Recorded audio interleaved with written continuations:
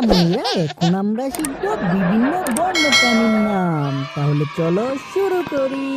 সোনামণিরা, এটা হলো বাঘ। বাঘকে ইংরেজিতে বলে টাইগার।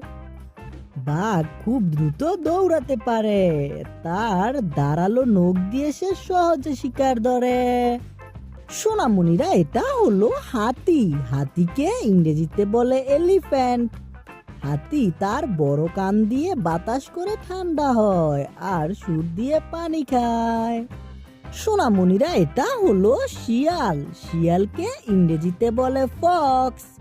শিয়াল খুব বুদ্ধিমান প্রাণী। অন্ধকার রাতে শিকার করতে বের হয়। সোনামণিরা, এটা হলো বালুক। বালুককে ইংরেজিতে বলে বেয়ার। বালুক মধু খেতে ভালোবাসে এবং শীতে গুহায় ঘুমিয়ে থাকে। সোনামণিরা, এটা হলো চিতা। চিতাকে ইংরেজিতে বলে লেপার্ড। চিতা গাছে চড়তে পারে এবং দূর থেকে শিকার লক্ষ্য করতে পারে। সোনামণিরা, এটা হলো জিরাফ। জিরাফকে ইংরেজিতে বলে জিরাফ।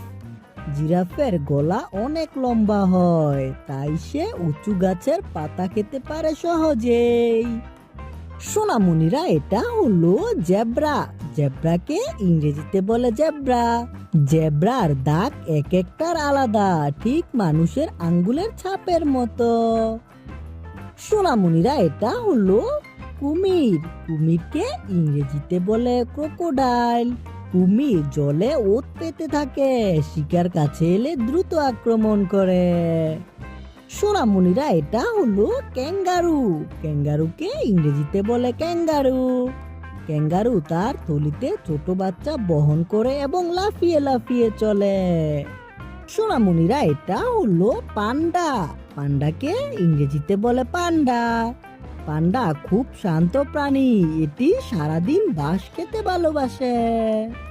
সোনামণিরা, ভিডিওটি কেমন লাগলো? ভালো লাগলো অবশ্যই লাইক করে দিও। দেখা হচ্ছে পরবর্তী ভিডিওতে। Bye bye.